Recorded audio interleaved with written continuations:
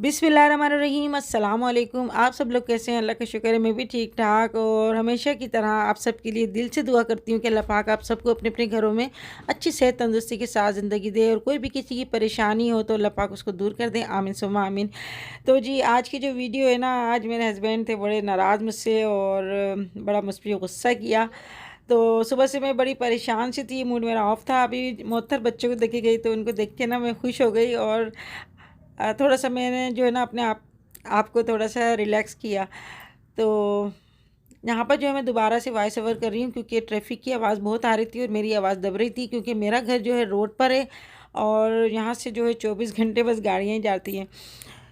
तो मैंने अपने हस्बैंड को काफ़ी मनाया और फिर अभी जो है ना मैं लेके इनको जा रही हूँ बाज़ार, क्योंकि मेरे हस्बैंड क्यों नाराज़ हुए थे वो मैं आपको बताती हूँ। कि आज मैंने बनाई थी काफ़ी दिनों के बाद अरहर की दाल, उसकी वीडियो मैं नहीं बना सकी और अच्छा ही हुआ मैंने नहीं बनाई, क्योंकि अरहर की दाल जो थी ना वो प्रेशर कुकर में तो वैसे गल जाती है आधे घंटे में, मगर ये हुआ कि मैंने इसको पकाया था भगोने में थोड़ा सा ऑयल डाल के, मगर दाल आ गई थी ख़राब और वो दाल गलने का नाम ही नहीं ले रही थी।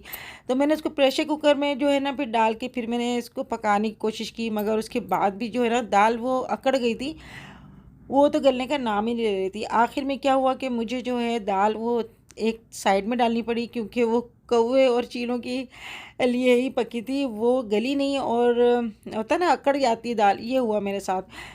तो मैंने कहा कि मैं शॉपकीपर के पास जाके थोड़ी सी कंप्लेन करूँगी कि भाई आपने मुझे जो दाल दी है ना वो बड़ी अकड़ गई थी, दाल गली नहीं। तो उन्होंने कहा कि दाल जो है वो पुरानी दाल थी और अरहर की दाल यहाँ पे बहुत कम लोग लेते हैं, तो इस वजह से जो है ना दाल नहीं गली। और ये लोग कह रहे थे कि हम ना थोड़ी थोड़ी करके दाल मंगाते हैं क्योंकि इतनी ज़्यादा सेल नहीं होती। तो मैंने कहा ठीक है भाई, अब मैं क्या करूँ, मेरा तो नुकसान हो गया और फिर थोड़ी सी मेरे हस्बैंड भी नाराज़ हो गए। तो यहाँ पे मैं ले रही हूँ दूसरी दालें, क्योंकि यहाँ पर जो है ना ज़्यादातर ये मूंग मसूर की दाल और खड़े मसूर की दाल ये चीज़ें बनती हैं। अरहर की दाल बहुत कम बनती है। मेरी अम्मी और मेरी सास जो हैं वो इंडिया की थी और बहुत ज़्यादा दाल बनाती थी अरहर की।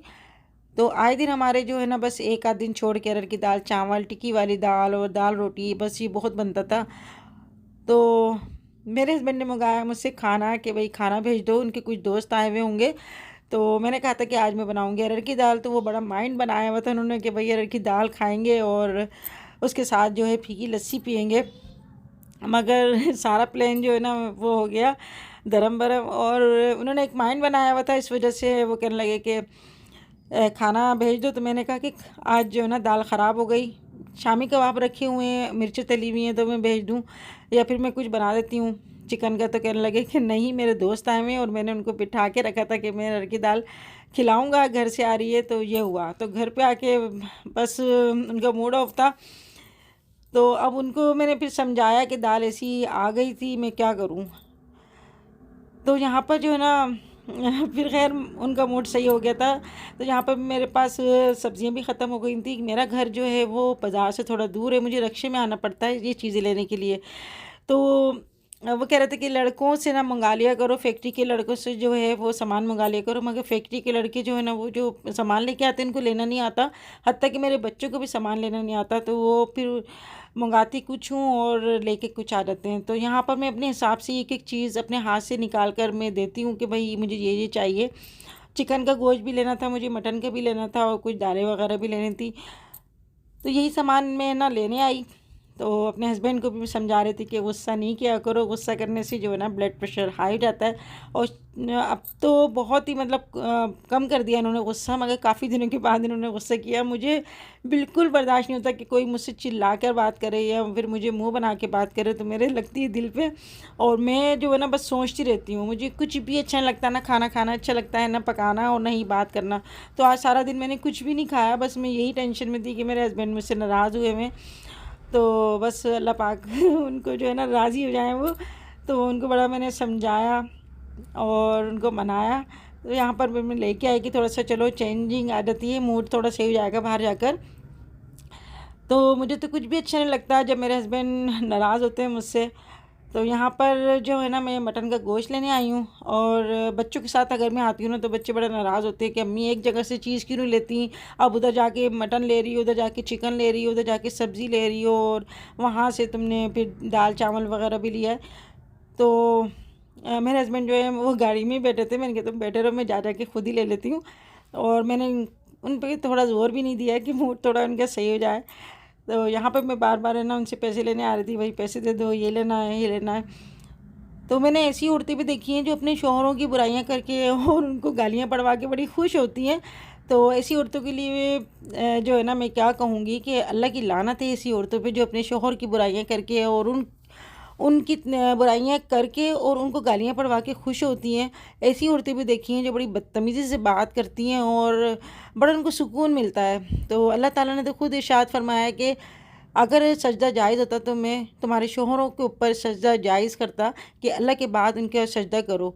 एक मतलब एक इतना दर्जा दिया है इस्लाम में कि औरतें जो हैं अपने शौहरों की इज़्ज़त करें, उनको नाराज़ नहीं करें। जब तक शौहर नाराज़ रहेगा आपको जन्नत में भी आपको जगह नहीं मिलेगी। कि ये औरत जो है अपने शौहर की नाफरमान है, इसने अपने शौहर को ज़लील किया और अपने शौहर से बदतमीज़ी करती थी। तो अल्लाह पाक बस हमें जो है ना अपने नेक औरतों में शामिल करे और नेक बीवियों की जो आदतें हैं अल्लाह पाक हम उनको फॉलो करें। तो खैर शौहर तो शौहर है, मैं तो किसी की जो है ना नाराज़गी बर्दाश्त मुझसे नहीं होती है, हत्ता कि बच्चे भी नाराज़ हो जाते हैं तो बड़ा मैं परेशान हो जाती हूँ। तो बस अपने अपने दिल की बातें और मैं कुछ ज़्यादा ही बस इस बारे में सोचती हूँ कि कोई नाराज़ ना हो। ऐसा लगता है मैं बहुत बुरी हूँ जो मैंने नाराज़ कर दिया किसी को और मेरी किसी बात से है ना इसको तकलीफ़ हुई है। अपने बच्चों से भी मैं यही कहती हूँ, बेटा आप खुद तकलीफ़ उठा लेना, मगर किसी को अपनी ज़ात से तकलीफ़ मत देना। मैंने जो है ना अपनी भाभियों को भी मैंने तो यही देखा है कि वो बड़े अपने हमारे भाइयों की इज़्ज़त करती थी, हमारी माँ भी बड़ी इज़्ज़त करती थी। और किसी को देखती हूँ तो फिर मुझे बड़ा अजीब सा लगता है जो कोई अपनी शौहरों से बदतमीज़ी से बात करती हैं, ऑर्डर चलाती हैं कि भाई चाय बना के ला दो, ये कर दो, वो कर दो। तो मुझे हैरत होती है कि ऐसी औरतें होती हैं और शौहर भी उनकी बर्दाश्त कर लेते हैं। भाई ऐसे कौन से मर्द हैं, वो क्या ऐसा उनको खिलाती हैं जो बिल्कुल भी उनकी ज़बान है ना बंद हो जाती है, वो हर बात सुन लेते हैं और जी हुजूरी करके उनकी बात मानते हैं। तो बस यहाँ पर मैं आपको दिखाती हूँ एक ऑयल चिल्तन वालों का, ये ऑयल है रोज़ ऑयल और ये बहुत ही अच्छा है। इसको अगर आप चेहरे पे मसाज करेंगे 2-3 कतरे डाल के तो आपकी जो ड्राई स्किन है ना वो सही हो जाएगी। और अगर आपके कहीं जिस्म में दर्द वग़ैरह है तो आप मसाज करें तो इंशाल्लाह जो दर्द है ना वो आपका आहिस्ता-आहिस्ता चला जाएगा और आपको जो है बहुत अच्छा रिलैक्स महसूस होगा। तो यहाँ पे मैं आपको देखिए ढक्कन खोल के दिखा रही हूँ, बड़ा एयर टाइट सा ढक्कन है इसका और थोड़ा-सा बस ऑयल लेके आप अपनी कमर में, पैरों में और हाथों में मसाज कर सकते हैं। तो बस थोड़ा-सा बाज़ार गई थी, वहाँ से आने के बाद जो है ना मैं थोड़ा-सा थक जाती हूँ, तो मैं ज़रूर मसाज करती हूँ या अपने हाथ-पैरों में। और मोहतर भी मेरे लगाती है, गर्दन में तेल लगाती है, कमर में दर्द होता है तो वहाँ लगाती है। तो मेरे दिल से तो ऐसी दुआएँ निकलती हैं बस। और मैं यही कहती थी कि अल्लाह से अपनी यही कहती थी कि अल्लाह अगर मेरी कोई नेकी तुझे अच्छी लगे तो बस मेरी बहू अच्छी आए, मेरा दामाद अच्छा है। तो अल्लाह का लाख लाख शुक्र है, मैं बड़ा बोल नहीं बोलती कि माशाल्लाह माशाल्लाह मोहतर बहुत अच्छी है और बहुत ख़्याल रखती है, उससे ज़्यादा हम भी उसका ख़्याल रखते हैं। तो अगर मैं ज़रा सा कह देती हूँ कि मेरे तो यहाँ दर्द हो रहा है तो फ़ौरन वो ऑयल लेके खड़ी जाती है, मिलाए मैं आपके गर्दन पे लगा दूँ या आपके कमर पे लगा दूँ।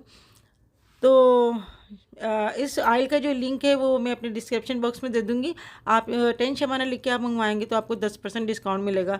तो अभी बाज़ार से सामान वगैरह ला के मैं लग गई पकाने में। यहाँ पर मैं जो है ना मैकरोनी बॉयल कर रही हूँ। तहसीन ने कहा कि अम्मी रशियन सैलेड खाना है मुझे, तो मैकरोनी नहीं थी और जो है ना कुछ बंद गोभी नहीं थी, शिमला मिर्च नहीं थी, तो यहाँ पर अभी ला कर ना मैं अभी बस रशियन सैलेड बना रही हूँ। मोहतर जो है वेजिटेबल वगैरह काट रही है। और बाहर जैसे हम निकले ना तो इतनी बाहर मट्टी थी, तो मेरे हस्बैंड जो है ना गाड़ी धोने लग गए और अभी जो है ना बस बाहर निकाल के थोड़ा सा फ़र्श पे वाइपर वगैरह लगा देंगे हम।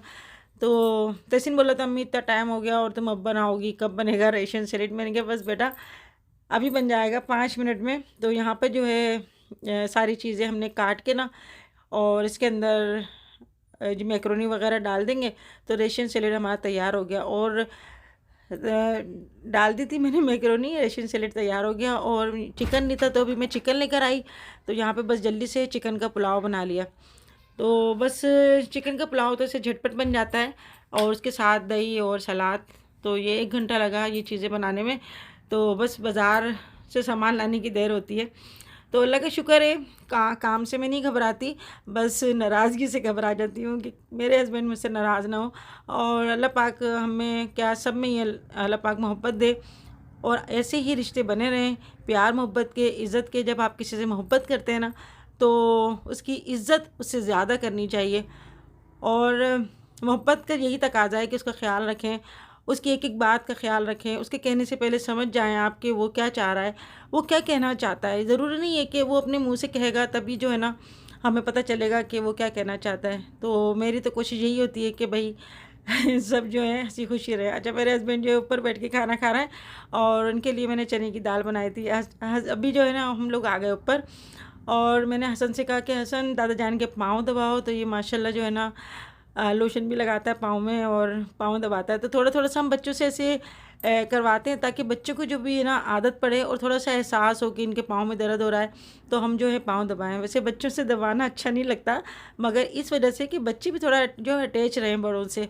तो जब बच्चों में शुरू से आदत होगी ना, तो बड़े होने के बाद भी उनमें ये आदत रहेगी। तो अल्लाह पाक इनको नेक बनाए और थोड़ा-थोड़ा काम बच्चों से ज़रूर कराना चाहिए। जैसे थोड़ा पानी मंगवा लिया बच्चों से, तो मुझे बड़ा अच्छा लगता है बच्चों के हाथ से पानी पीना और कोई चीज़ खाना। और मासूम बच्चे होते हैं, तो अल्लाह पाक बस ऐसी मोहब्बत रखे। तो जी, आज की वीडियो आपको कैसी लगी है ज़रूर बताइएगा। अपना बहुत सारा ख़्याल रखिएगा, अपने माँ बाप का ख़्याल रखिएगा और फिर मिलेंगे इंशाल्लाह नेक्स्ट वीडियो में। तब तक के लिए अल्लाह हाफ़िज़।